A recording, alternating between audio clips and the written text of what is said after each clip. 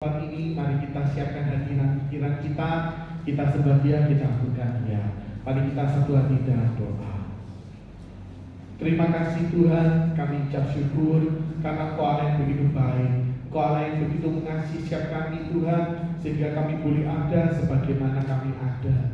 Saat ini Kau layakan setiap kami, ampuni segala dosa perbuatan kami, baik yang kami lakukan dengan sengaja maupun tak sengaja Tuhan, supaya kami boleh berkenan di hadapan-Mu, terlebih lagi boleh menyukakan hati-Mu. Saat ini Kau proteksi segala kehidupan kami, keluarga kami, segala apa yang kami miliki, yang kami tinggalkan, kami mau serahkan semuanya dalam tangan-Mu. Saat ini aku mau bersatu hati, jika ada kuasa kegelapan, roh jahat, kuasa kedagingan, segala roh yang tidak berkenan di hadapan-Mu, yang ingin mengganggu persekutuan kami bersatu hati, kami katakan hancurkannya di dalam nama Tuhan Yesus. Biarlah Tuhan, curah kuasa Roh Kudus-Mu itulah yang memimpin setiap kami, sehingga kami pulang dari tempat ini, kami pulang membawa berkat, sukacita, dan sejahtera yang daripada-Mu. Teringat teman-teman kami yang masih dalam perjalanan, boleh tibakan tempat ini yang selamat. Juga mereka yang tidak bisa hadir saat ini, Engkau Allah yang sanggup mendidik setiap hati mereka satu persatu, sehingga di lain waktu boleh bersama-sama berkumpul beribadah memuji-muliakan nama-Mu. Dan pujilah nama-Mu Tuhan, bahwa siap kami untuk lebih lagi kami menikmati hadirat-Mu Tuhan, bahwa kami untuk menikmati kuasa-Mu yang luar biasa, karena kami percaya Tuhan perlindungan-Mu itu nyata di dalam setiap kehidupan-Mu. Tuhan piupan kami Tuhan, dan pujilah nama-Mu Tuhan, hanya di dalam nama Tuhan Yesus Kristus kami ucap syukur. Haleluya.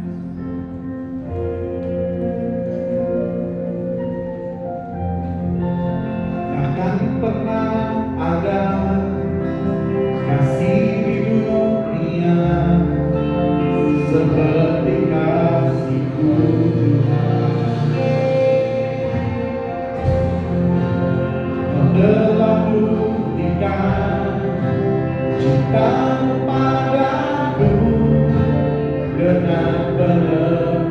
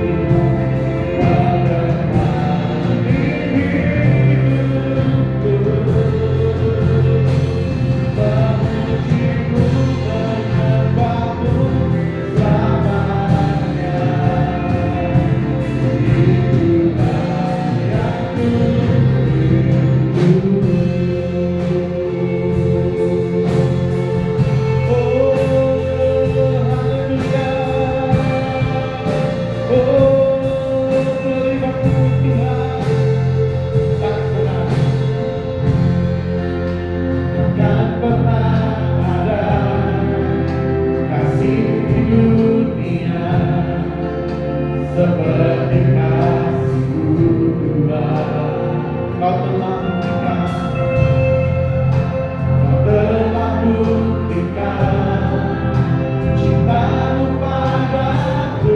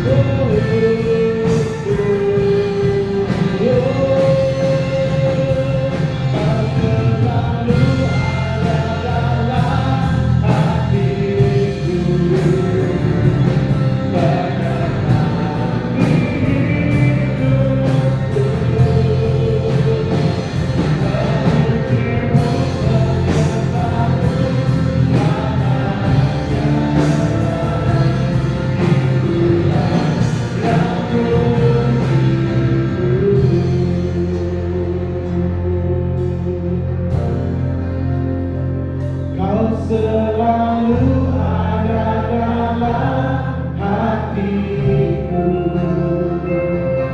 menemani hidupku,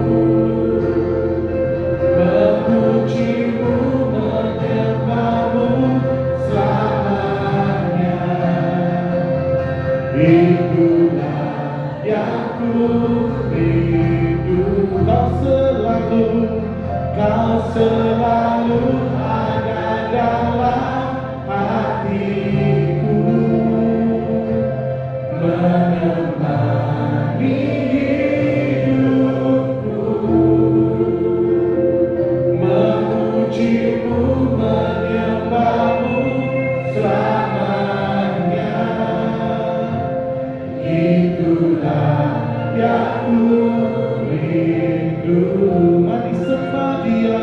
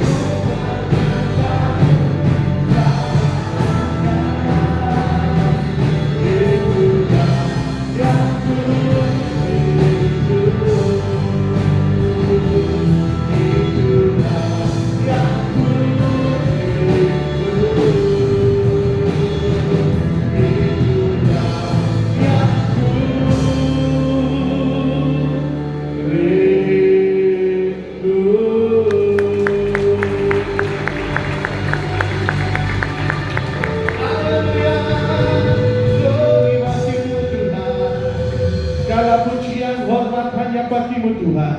Hai jiwa-jiwa, pujilah Dia, sembahlah Dia, sebab Tuhan Allah yang lebih dahulu mengasihi setiap kita. Dia mati di atas kayu salib menebus dosa umat manusia supaya kita dimerdekakan. Dan pujilah nama-Mu Tuhan, hanya dalam nama Tuhan Yesus Kristus. Yang percaya bersama-sama katakan iman. Amin. Berikan sorak-sorai yang paling mulia bagi Tuhan kita. Haleluya.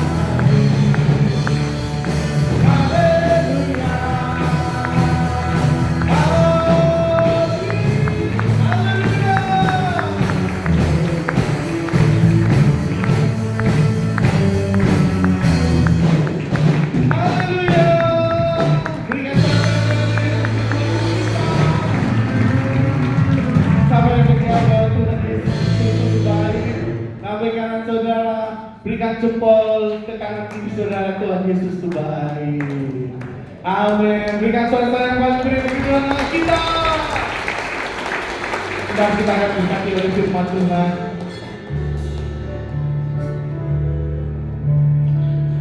Ya, Yesus itu sungguh baik.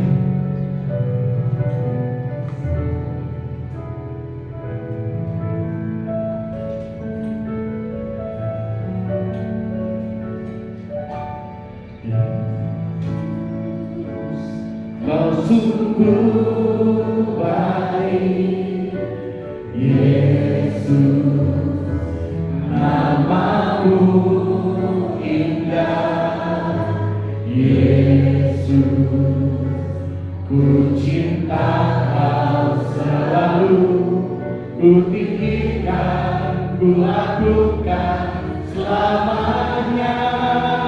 Yesus, kau sungguh baik, Yesus, kau sungguh baik, Yesus, namamu indah, Yesus, ku cinta kau selalu, ku tinggikan, ku agungkan selamanya.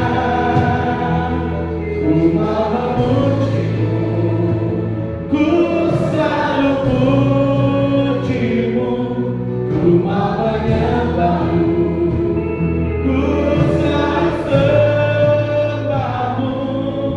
Kau yang layak terima semua pujian, kemuliaan hanya bagi Tuhan.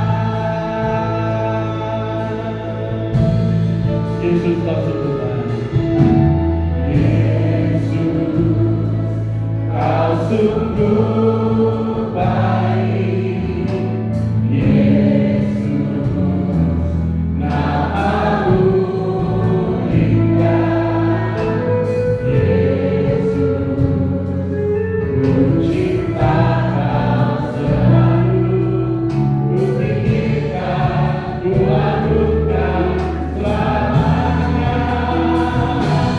Ku mau memujimu, ku selalu pujimu, ku mau menyembahmu, ku selalu sembahmu.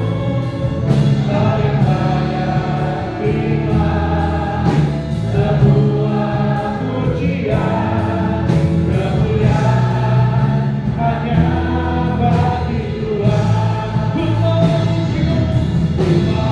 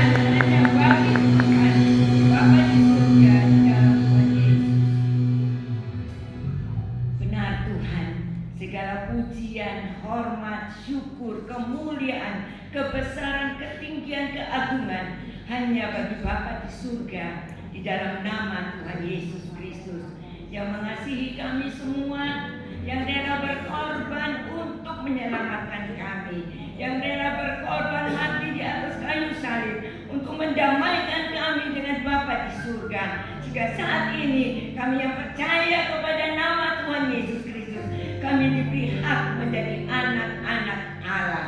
Dan karena kami menjadi anak-anak Allah, kami juga berhak menerima setiap janji-janji Tuhan.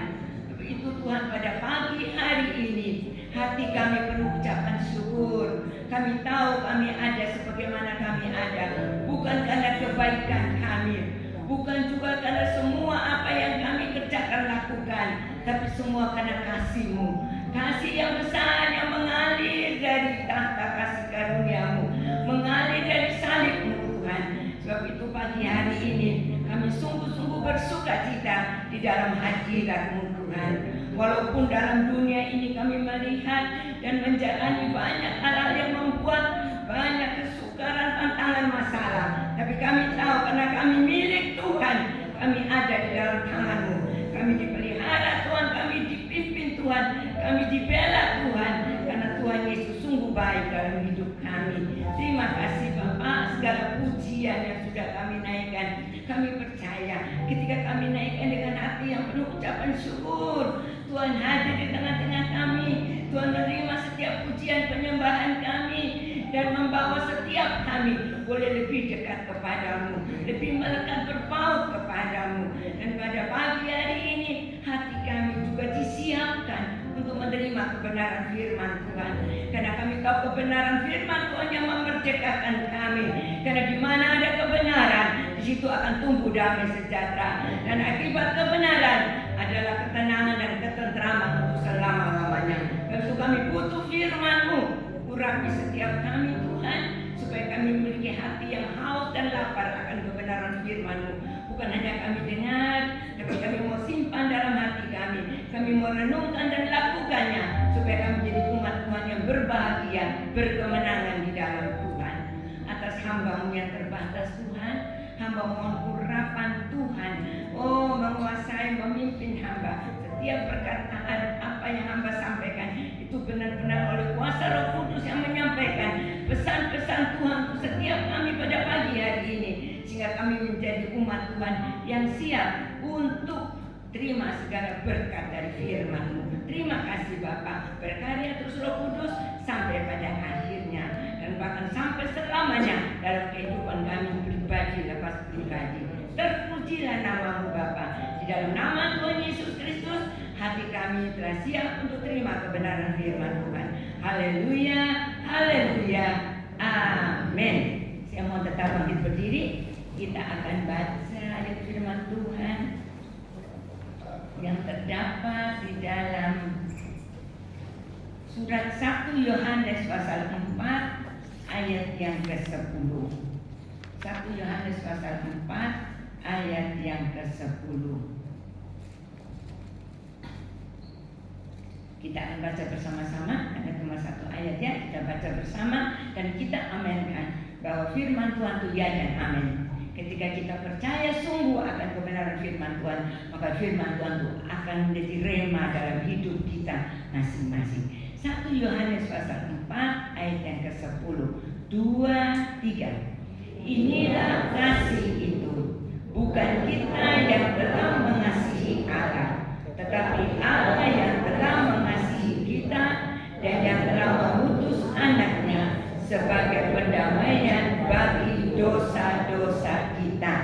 Amin. Sekali lagi, kita sama-sama gantikan dengan saya.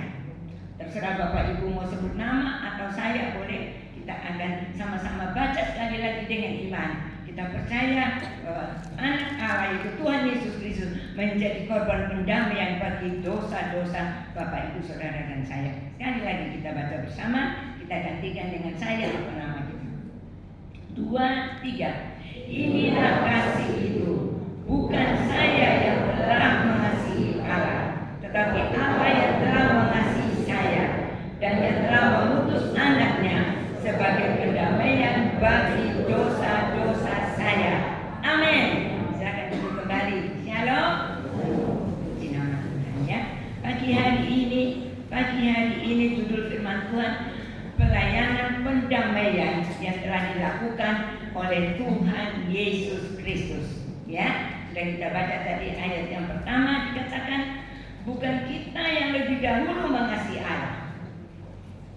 Ya, karena firman Tuhan mengingatkan kita, orang yang mengasihi Allah, dia akan taat melakukan firman Tuhan.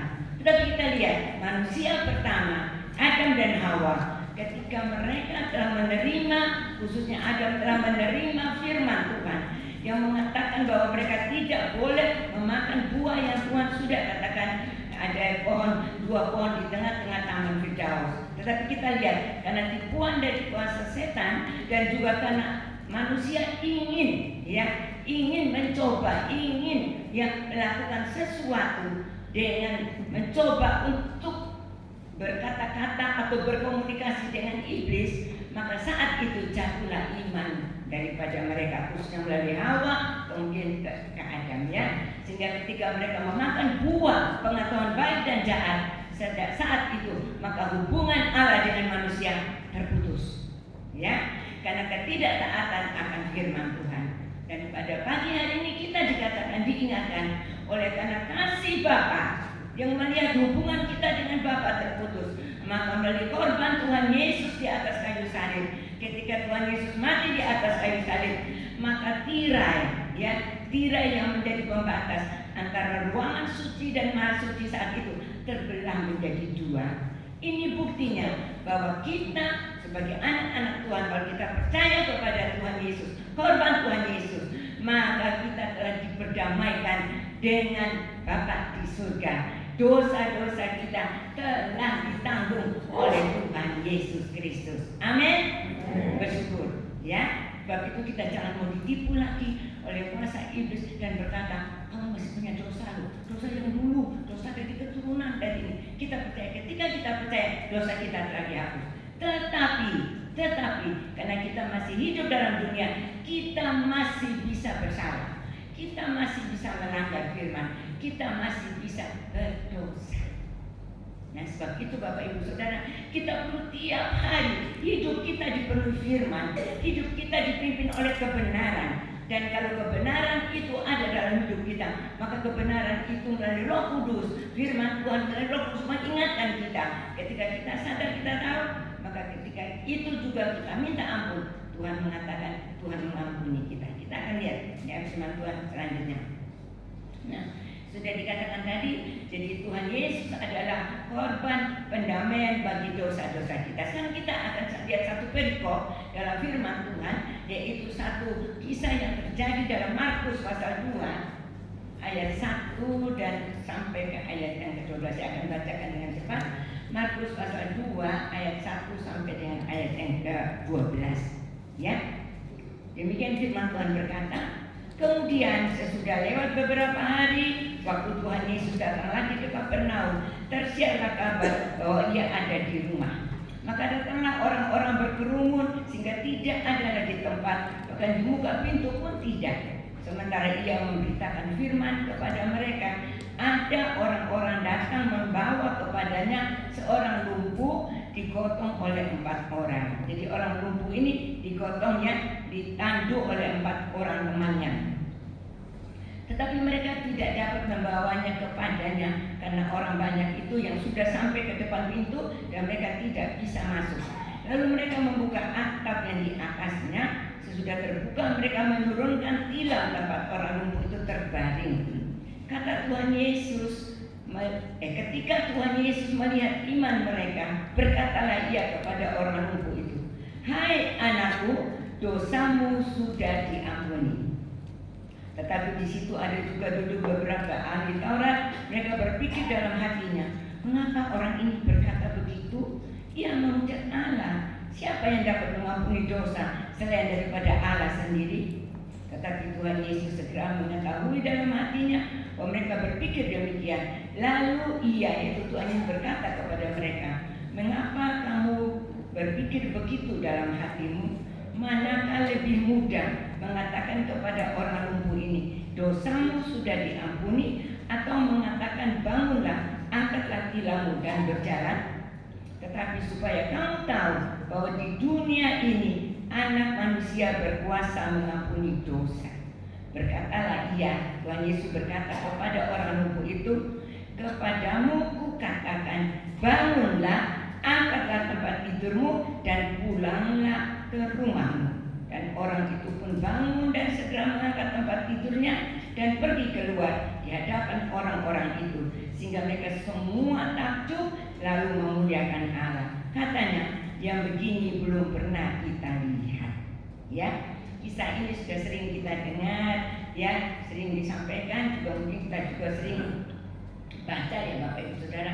Cuma pada pagi hari ini kita akan lihat apa pesan Tuhan lewat kisah ini. Ya, di sini kita lihat bagaimana orang lumpuh ini dibawa oleh 4 temannya untuk datang bertemu Tuhan Yesus, karena mereka mendengar kabar Tuhan Yesus ada di Kapernaum, di tempat itu.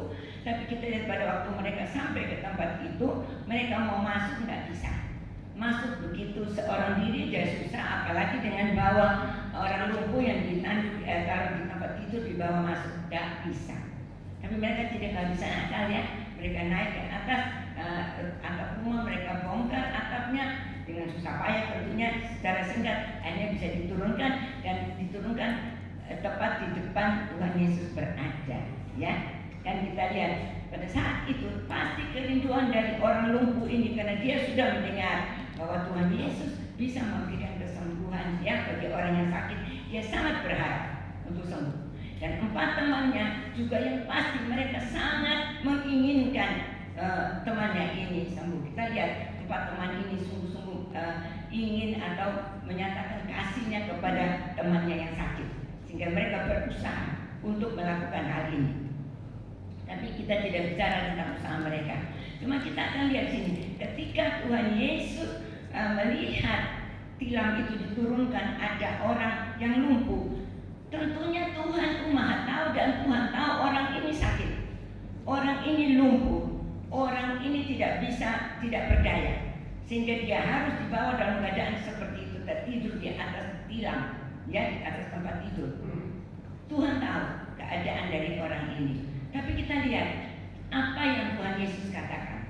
Sesungguhnya baik orang lumpuh ini, baik 4 temannya, atau mungkin orang banyak dari sekitar itu akan berpikir, nanti Tuhan akan berkata, bangunlah, bangkitlah, engkau sembuh. Ya, pasti mereka akan melihat mujizat saat itu karena orang lumpuh ini disembuhkan. Tetapi kita lihat di sini sesuatu yang lain terjadi. Ya, sesuatu yang lain tadi dari ayat yang kelima tadi, ketika Tuhan Yesus melihat iman mereka. Jadi karena ada iman dari orang lumpuh ini, iman dari 4 sahabatnya, ya, yang menurunkan orang ini sampai melalui atap sampai bertemu dengan Tuhan di dalam rumah itu, karena melihat iman mereka. Ya, kalau tidak ada iman tidak mungkin mereka melakukan itu. Tapi kita lihat iman mereka adalah iman untuk kesembuhan. Ya, iman mereka adalah iman supaya temannya ini tertolong. Iman mereka supaya si lumpuh ini bisa sembuh, bisa bangkit dan berjalan. Itu iman mereka. Tapi yang Tuhan lakukan, kita lihat ayat yang kelima tadi, ketika Tuhan Yesus melihat iman mereka, berkatalah Tuhan Yesus kepada orang lumpuh itu, hai anakku, dosamu sudah diampuni. Tentu semuanya kaget. Mereka berpikir, mereka berharap kesembuhan yang diterima, mereka berharap ada mujizat terjadi, mereka berharap ada pertolongan, mereka berharap ada sesuatu yang ajaib terjadi. Tetapi saat itu bukan kesembuhan, tapi Tuhan Yesus berkata, dosamu sudah diampuni. Ya, ini menjadi satu pembelajaran buat kita semua, ya, bahwa sesungguhnya sebelum mujizat terjadi, sebelum pertolongan Tuhan datang, sebelum sesuatu yang ajaib terjadi dalam kehidupan orang lumpuh ini, yang pertama dosanya harus diampuni. Berarti dia harus didamaikan dengan Allah, dengan Bapa di surga. Amin. Pagi hari ini Tuhan juga mau mengingatkan kita.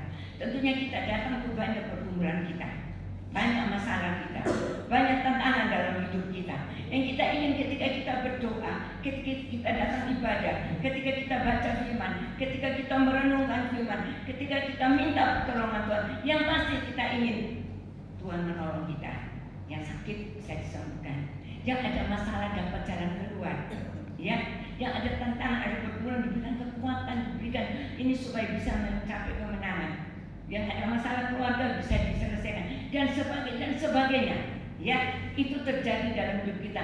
Karena saya percaya setiap doa pasti itu. Bukan Bapak Ibu Saudara saja, saya pun sama. Ketika doa kita minta Tuhan tolong, ada masalah ini, ada pergumulan ini, ada tantangan dan sebagainya. Itu tidak salah Bapak Ibu Saudara.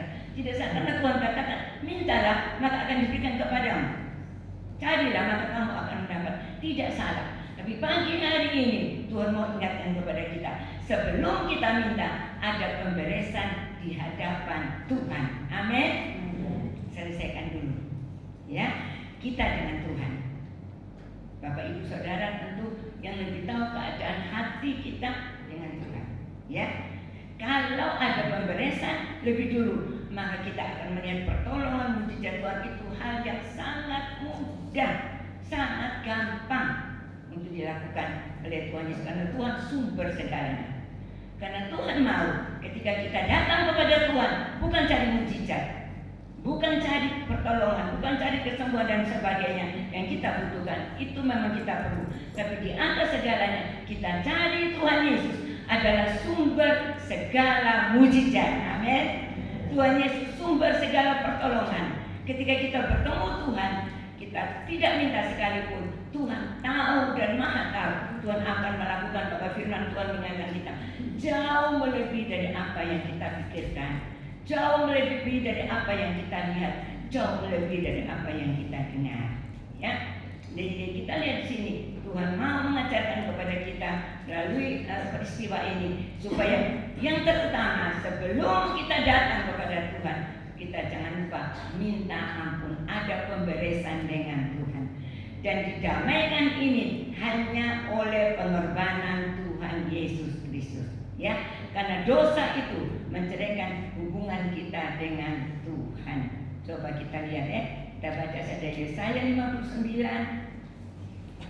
ayat 1 dan 2. Demikian firman Tuhan berkata, sesungguhnya tangan Tuhan tidak kurang panjang untuk menyelamatkan, dan pendengarannya tidak kurang tajam untuk mendengar. Tetapi yang merupakan pemisah antara kamu dan Allahmu ialah segala kejahatanmu, dan yang membuat dia menyembunyikan diri terhadap kamu sehingga ia tidak mendengar ialah segala dosamu.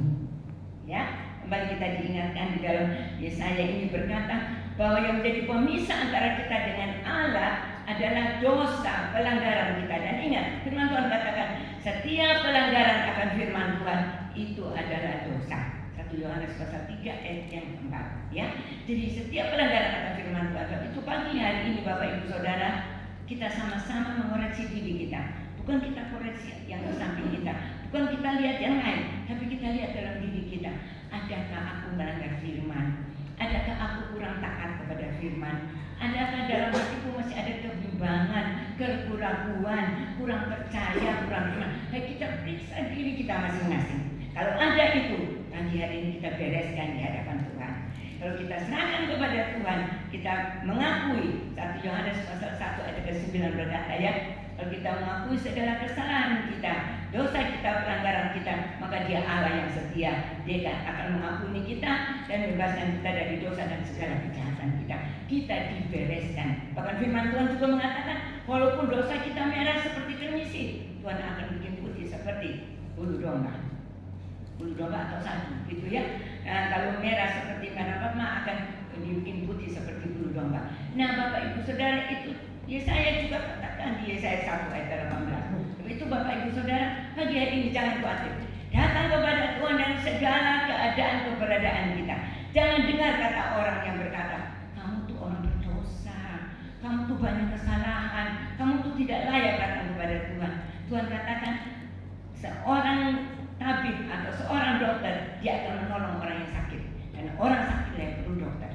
Pagi hari ini kita perlu Tuhan yang sanggup menolong kita, menyelamatkan kita. melepaskan kita dari ikatan-ikatan dosa. Dan kalau kita datang dengan sungguh-sungguh, maka Tuhan Yesus sebagai korban pendamaian sudah mengerjakan pendamaian di atas kayu salib. Dia akan mendamaikan kita dengan Bapa di surga. Ya, puji Tuhan. Karena ketika kita mengikuti cara hidup dunia, mengikuti jalan-jalan dunia, bersahabat dengan dunia, maka kita menjadikan diri kita musuh Allah. Yakobus pasal 4 ayat yang keempat ya. Yakobus pasal 4 ayat yang keempat. Ya, kita menjadikan diri kita musuh Allah. Sebab itu Bapak Ibu Saudara, sekali lagi, jangan sampai kita berada di tempat yang salah, ya. Jangan jadikan hidup kita ini musuh Allah karena ego kita, karena keakuan kita, karena kekerasan hati kita, ketegaran hati kita. Juga mungkin ada hal yang membuat kadang kita kecewa. Karena apa? Karena kita melihat situasi keadaan atau kita berdoa dan doa kita berbicara. Di pagi hari ini Tuhan ingatkan kita, kalau mau doa kita didengar, dijawab Tuhan, bereskan hubungan kita dengan Tuhan. Ya, manusia hanya melihat di luar, Bapak Ibu Saudara, tapi Tuhan melihat hati. Firman Tuhan juga mengatakan bahwa hati itu penipu. Betapa liciknya hati itu sangat licik. Nah, saya lupa ayat itu, Yeremia. Kalau tidak salah 17 ayat 9, kalau tidak salah, tapi dicari di rumah. Hati itu licik. Itu Bapak Ibu Saudara, Amsal juga berkata, jaga hati dengan segala kewaspadaan. Jadi Hawa tertipu oleh apa yang dikatakan oleh ular yang dipakai oleh iblis karena hati. Dia memberi pendengaran apa yang dikatakan ular, kemudian hatinya terpengaruh. Itu jaga hati dengan segala kewaspadaan. Kita boleh jaga semuanya dalam hidup kita, tapi yang pertama jaga hati, karena hati itu adalah sumber kehidupan buat Bapak Ibu Saudara dan saya, baik untuk hidup di dunia, terutama untuk nanti kepada hidup yang kekal. Ya, puji Tuhan. Coba kita lihat Roma pasal 5. Roma pasal 5 ayat yang ke-10. Roma pasal 5 ayat ke-10, demikian firman Tuhan berkata, sebab jikalau kita ketika masih seteru karena hidup dalam dosa, hidup dengan cara-cara duniawi, hidup dengan kemauan keinginan daging, kita diperdamaikan dengan Allah oleh kematian anaknya. Kembali lagi dikatakan itu Tuhan Yesus di atas kayu salib. Lebih-lebih kita yang sekarang telah diperdamaikan pasti akan diselamatkan oleh hidupnya. Amin. Jadi sekarang kita tahu, ketika kita percaya kepada Tuhan Yesus, kita diperdamaikan, maka kita menerima janji keselamatan. Dan ingat, mujizat terbesar dalam hidup kita yaitu keselamatan yang Tuhan janjikan dan Tuhan kerjakan untuk kita. Baik sementara kita hidup di dunia, terutama ini sampai kita bersama-sama masuk di dalam kesukaan kekal dalam kerajaan surga. Ya, puji Tuhan. Itu Bapak Ibu Saudara, untuk pelayanan pendamaian ini bukan atas pikiran usaha kita manusia, tapi ini betul-betul karena prakarsa atau keinginan Bapa di surga. Karena Bapa ingin supaya bisa ada hubungan kembali dengan ciptaannya yang mulia. Saat itu adalah manusia diciptakan menurut gambar dari Allah sendiri. Bapa ingin berdamai supaya melalui itu, melalui kehidupan manusia ini, nama Tuhan dipermuliakan. Ya, sehingga Bapa sekali mengorbankan anaknya. Ya. Jadi bukan Bapa menuntut kita yang melakukan, tapi Bapa memberi contoh lebih dulu, yaitu memberikan putranya yang tunggal, Tuhan Yesus Kristus. Ya, di dalam 2 Korintus pasal 5 tadi, 2 Korintus pasal 5, coba kita lihat lagi ya, 2 Korintus pasal 5 di ayat yang ke-18. Dan semuanya ini dari Allah yang dengan perantaraan Kristus telah mendamaikan kita dengan dirinya dan telah mempercayakan pelayanan perdamaian itu kepada kami. Ayat 19. Sebab Allah mendamaikan dunia dengan dirinya oleh Kristus dengan tidak memperhitungkan pelanggaran mereka. Dia telah mempercayakan kitab perdamaian itu kepada kami. Jadi di sini diingatkan lagi kembali bahwa korban pendamaian dilakukan oleh Tuhan Yesus itu adalah dari Allah sendiri yang ingin supaya kita bisa berdamai dengan Allah. Ya, Kalau kita bisa berdamai dengan Allah, maka semua hal-hal yang baik, hal-hal yang sudah disediakan untuk kehidupan manusia yang Tuhan ciptakan sebagai ciptaan yang mulia, itu tergenapi.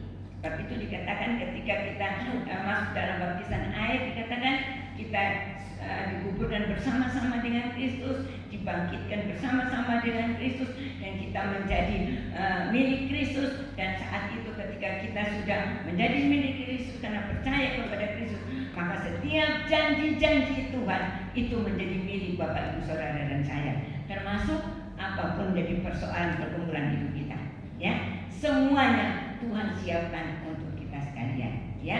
Jadi pagi hari ini sekali lagi Bapak Ibu Saudara, kita diingatkan sama-sama bahwa jangan terburu-buru kita putus asa atau kita kecewa atau kita menyalahkan Tuhan ketika Tuhan tidak atau belum menjawab doa kita, ya. Tetapi Tuhan mau supaya kita ada pemberesan lebih dahulu dengan Tuhan. Dan Tuhan sudah menunjukkan korban pendamaian dilakukan. Dan pagi hari ini Tuhan mau juga supaya kita menjadi umat-umat Tuhan juga membawa pelayanan pendamaian itu dimanapun kita berada. Ya, seperti tadi yang kita sudah baca. Coba kita lanjut dengan ayat 20. Dari 20 pasal 5 ayat 20. Jadi kami ini adalah utusan-utusan Kristus, katanya Rasul Paulus, ya. Seakan-akan Allah menasihati kamu dengan perantaraan kami. Dalam nama Kristus kami meminta kepadamu, berilah dirimu didamaikan dengan Allah. Ya, terus Dia yang tidak mengenal dosa telah dibuatkan menjadi dosa karena kita, supaya dalam Dia kita dibenarkan oleh Allah. Ya, jadi kita sekarang dibenarkan jadi orang benar sekali lagi karena korban Kristus. Tapi itu Bapak Ibu Saudara, jangan sia-siakan korban Kristus untuk kita sekalian, ya. Kita hanya bisa selamat karena pengorbanan Tuhan Yesus. Itu mari kita jaga benar-benar hidup kita, jaga hati kita, jaga seluruh kehidupan kita, supaya kehidupan kita tetap berkenan kepada Tuhan. Kalau hidup kita diarahkan, dipimpin menurut kebenaran firman dalam pimpinan Roh Kudus yang selalu menuntun kita, menurut firman Tuhan katakan bahwa Alkitab atau firman Tuhan itu mengajarkan kepada kita supaya kita itu bisa meninggalkan kehidupan yang salah, kehidupan yang berdosa, yang menuntun kita pada kebenaran, memperbaiki kelakuan kita dan menuntun kita kepada kehidupan yang kekal. Ya, puji nama Tuhan. Dapat kita baca kembali tadi di ayat yang ke-18. Ayat 19 nggak apa-apa. Sebab Allah mendamaikan dunia dengan dirinya oleh Kristus dengan tidak memperhitungkan pelanggaran mereka. Ia telah mempercayakan berita pendamaian itu kepada kami. Nanti kalau ayat yang ke-18 juga, yang bagian terakhir dikatakan, dan yang telah mempercayakan pelayanan pendamaian itu kepada kami. Jadi pagi hari ini Tuhan mau supaya setiap kita juga mengikuti teladan dari Tuhan Yesus, yaitu menjadi pelayan untuk pendamaian. Ya, pelayan untuk pendamaian dimanapun kita berada, dalam situasi apapun, biarlah kita tetap membawa damai Kristus. Ada firman Tuhan yang berkata, berbahagialah orang-orang yang membawa damai, karena mereka akan disebut anak-anak Allah. Matius pasal 5 ayat yang ke-8 mungkin, ya, ke-8 atau 9 nanti dibaca, ya. Itu dikatakan berbahagialah orang yang membawa damai, ya. Dan firman Tuhan juga mengingatkan, sedapat-dapatnya dari pihak kita kalau bisa berdamai, marilah kita untuk hidup dalam damai.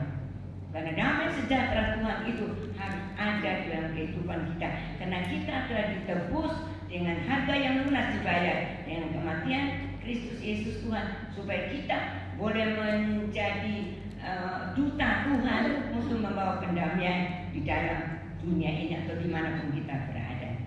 Tapi sebelum kita bisa menjadi pelayan pendamaian, yang pertama tadi, kita lebih dahulu harus berdamai dengan Allah.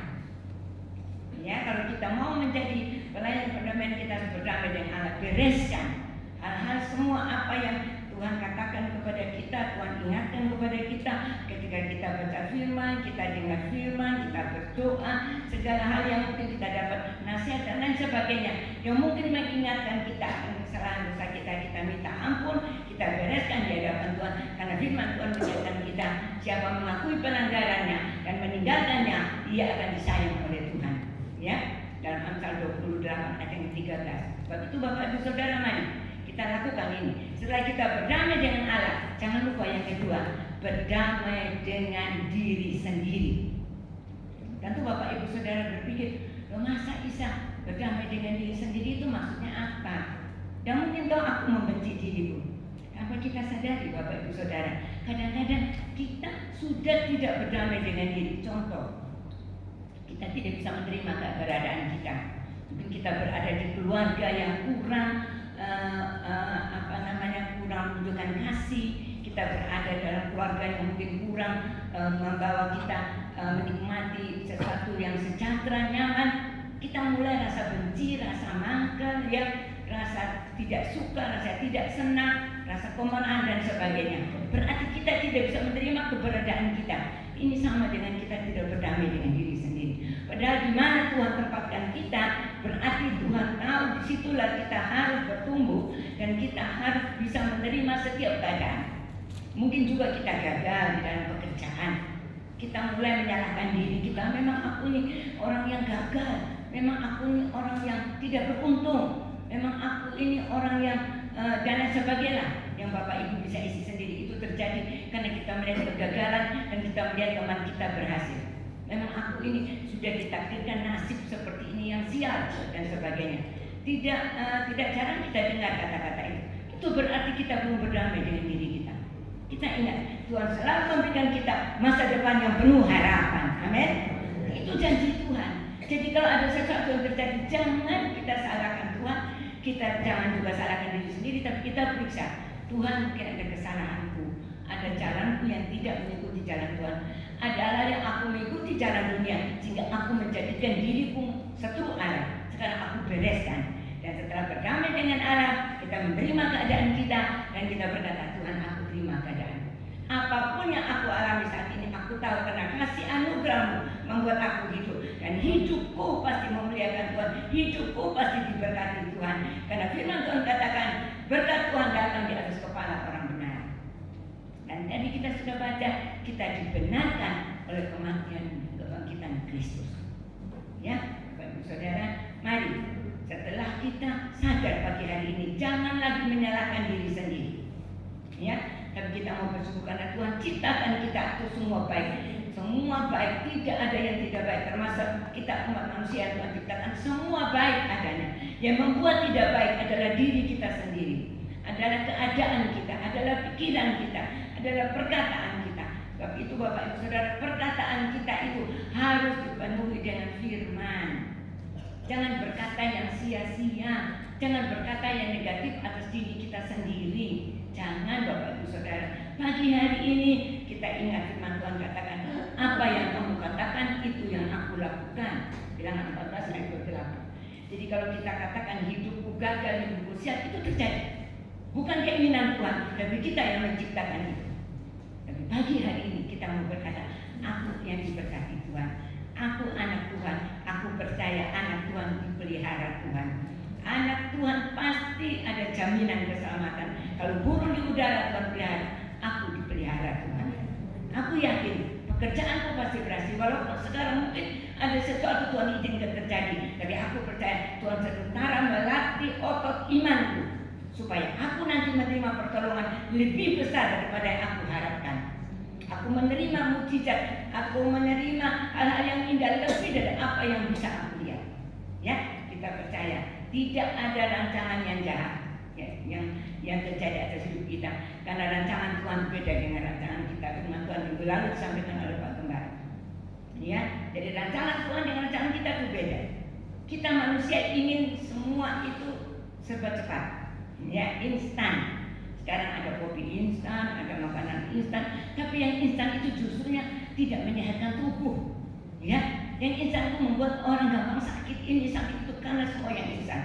Tapi semua yang sudah melalui proses itu yang akan membuat tubuh kita sehat, terutama roh kita juga sehat, jiwa roh kita sehat. Ada hal yang Tuhan mau kita nunggu, berarti itu ada proses yang Tuhan mau kerjakan.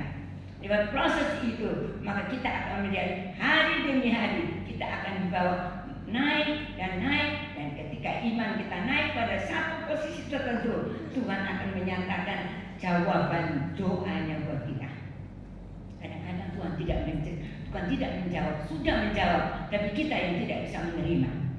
Maksudnya begini Bapak Ibu Saudara, seperti segelas air, gelas yang kosong, kita mau isi dengan air. Ketika kita mau isi dengan air, harusnya gelas itu dalam keadaan siap untuk terisi. Kita letakkan dalam tempat yang terbuka di atas, kemudian kita ambil air di botol atau di teko dan sebaik kita taruh dan air memenuhi di gelas itu. Tapi kadang-kadang gelas itu kita terbalik. Jadi yang ada di atas itu bukan tempat yang masukkan air, tapi terbalik bawahnya. Sehingga ketika dimasukkan air tidak ada setetes pun masuk ke dalam gelas itu. Ini memberikan contoh buat kita.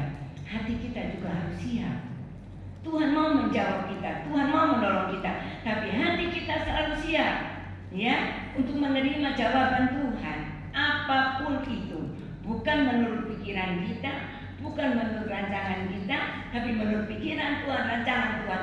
Karena seperti tingginya langit dari bumi, demikianlah bedanya rancangan Tuhan dan rancangan kita, jalan Tuhan dan jalan kita. Kalau kita mengerti jalan Tuhan, saya percaya Bapak Ibu Saudara akan mengalami hidup yang berbahagia di dalam Tuhan. Berbahagia itu bukan kita berlimpah harta, bukan. Tetapi berbahagia itu karena kita memiliki janji-janji Tuhan. Ketika susah kita dihiburkan, ketika lemah kita dikuatkan, ketika sakit Tuhan datang menolong kita, ketika kita tidak berdaya Tuhan datang mengangkat kita. Itu lebih dari segalanya Bapak Ibu Saudara. Orang yang berlimpah harta, dengan harta kekayaan, dia tidak bisa membeli untuk kehidupan, terutama hidup yang kekal. Kalau dia tidak percaya kepada Tuhan Yesus. Tapi bagi Bapak Ibu Saudara dan saya, keberadaan kita saat ini apapun juga, kita ini berharga di hadapan Tuhan. Amin. Bahkan Tuhan katakan kita harta kesayangan Tuhan. Ya. Kita harta kesayangan Tuhan.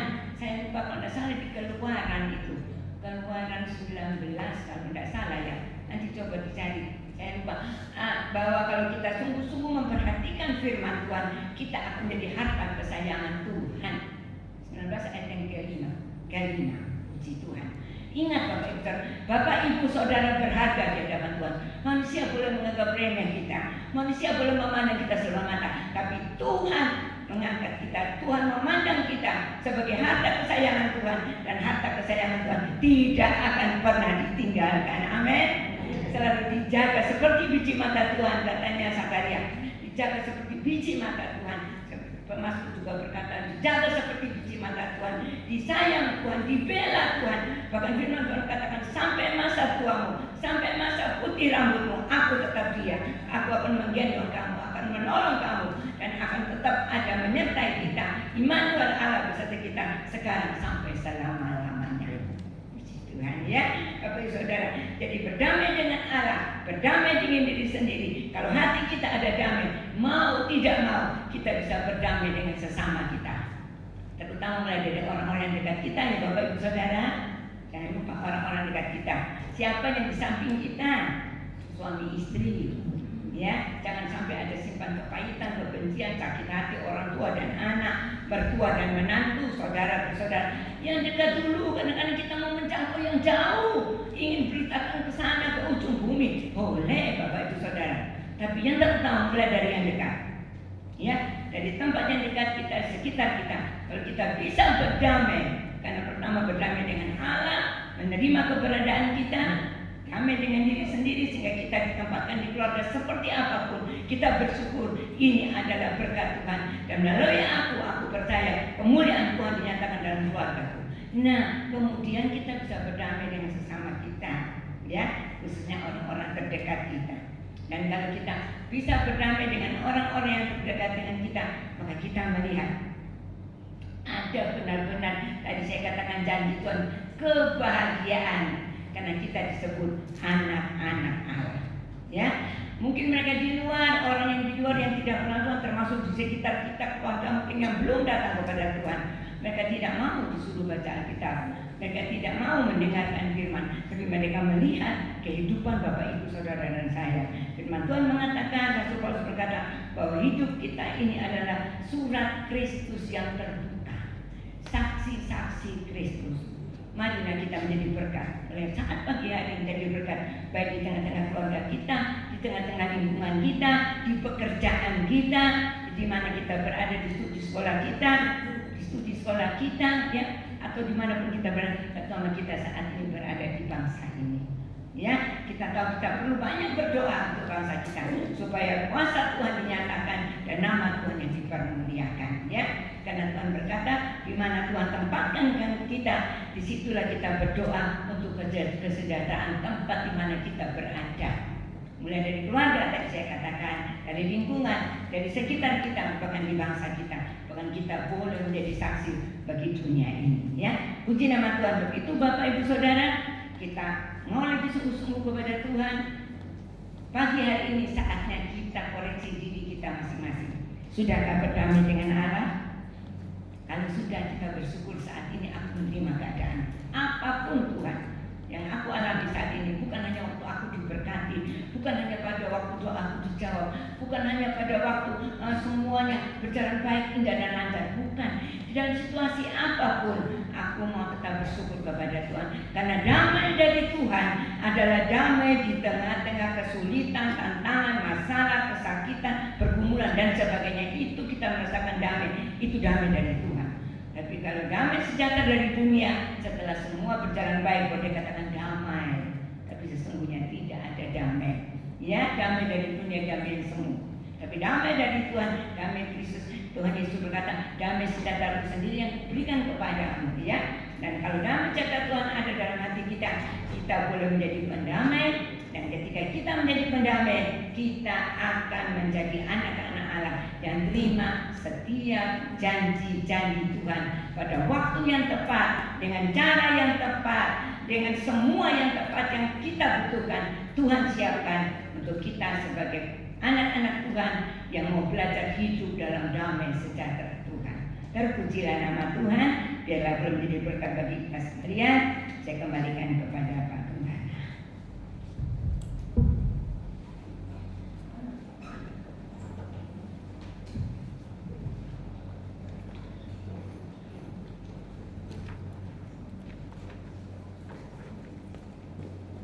Tentu semua kita rindu supaya mujizat pertolongan Tuhan terjadi dalam hidup kita.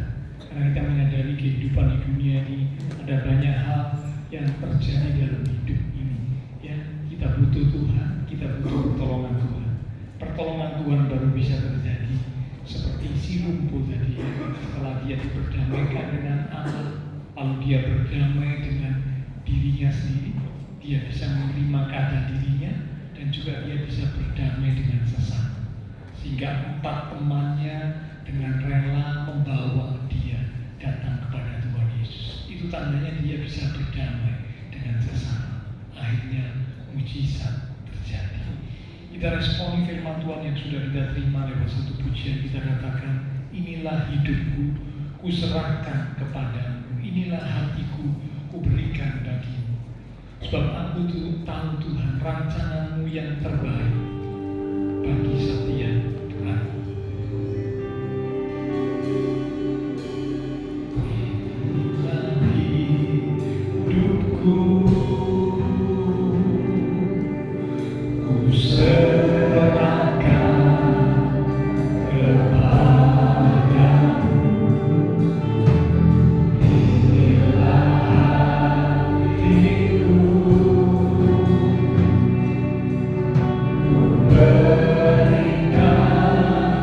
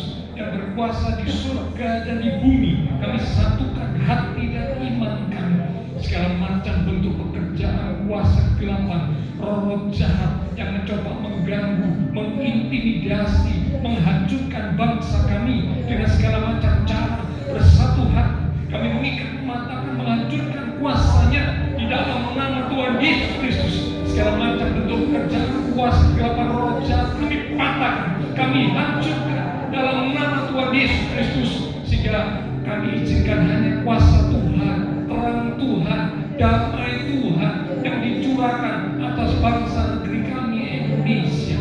Engkau mencekram setiap hati orang-orang yang ada di bumi Indonesia, mulai dari pemimpin pemerintah maupun juga semua rakyat. Kuasai cekram hati pikiran mereka Tuhan dengan kuasa-Mu, dengan takut akan Tuhan, dengan damai sukacita-Mu, sehingga mereka tidak bertindak sembarangan, mereka tidak bertindak hal-hal yang merusak atau anarkis, tapi mereka boleh bertindak dengan baik, dengan benar, dengan tertib, dengan apa yang Tuhan mau. Karena kami rindu negeri kami Indonesia boleh mengalami damai yang Tuhan siapkan buat bangsa kami. Karena kami berdoa Tuhan untuk setiap pemimpin bangsa kami. Kami tahu tugas mereka tidaklah mudah.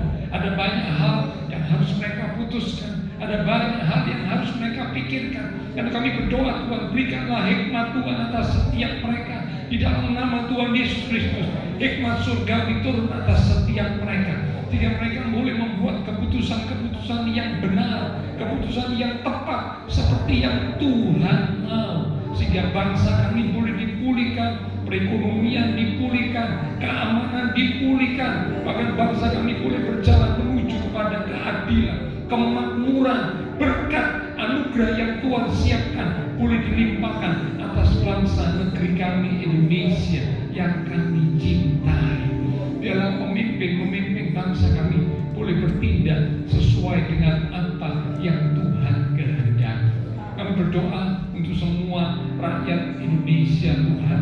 Biarlah Tuhan mereka boleh menjadi rakyat yang patuh, rakyat yang hidup di dalam kebenaran, rakyat yang menjaga ketertiban. Mereka boleh menyampaikan pendapat atau aspirasi mereka dengan benar, dengan cara yang benar, seperti yang Tuhan mau, sehingga kota kami, bangsa kami dijauhkan dari segala kekacauan, dijauhkan dari segala hal yang tidak baik. Karena kuasa kegelapan memang ini menghancurkan bangsa kami, tapi kami tahu kuasa Tuhan yang lebih besar, ialah itu yang menguasai bangsa negeri kami Indonesia yang kami cintai. Terima kasih Tuhan, terima kasih. Sekali lagi kami serahkan bangsa negeri kami Indonesia ke dalam tangan Tuhan. Engkau yang terus beracara atas bangsa negeri kami Indonesia. Kota kami Surabaya juga ada dalam perlindungan-Mu. Berikanlah keamanan, ketenangan senantiasa. Terima kasih Tuhan Yesus, terima kasih. Kami berdoa buat setiap jemaat-jemaat Tuhan yang berulang tahun sepanjang minggu ini, dalam melalui pertambahan usia yang Tuhan memberi, membawa mereka boleh semakin dekat Tuhan, semakin sungguh-sungguh takut akan Tuhan. Kami berdoa pulang untuk ibadah raya minggu depan disertai dengan perjamuan kudus. Kiranya Engkau mengurapi setiap hamba-hamba-Mu yang akan melayani, dengan juga setiap umat Tuhan, jemaat Tuhan boleh sama-sama mempersiapkan diri untuk bersekutu dengan tubuh dan darah Tuhan yang kudus. Terima kasih Tuhan. Setelah selesai ibadah, kami akan berpisah satu dengan yang lain, kembali ke aktivitas kami, kembali ke keluarga rumah tangga kami. Biarlah segala berkat, anugerah, damai, sukacita yang melimpah dari Allah Bapa surgawi, kasih Tuhan Yesus Kristus, persekutuan dengan kuasa Roh Kudus akan memimpin menuntun langkah kehidupan setiap kita. Itu terus berlangsung sekarang mulai pagi ini sampai Maranatha Tuhan Yesus datang kembali. Di dalam nama Tuhan Yesus Kristus, semua yang siap dan untuk menerima berkat Tuhan, bersama-sama kita berkata,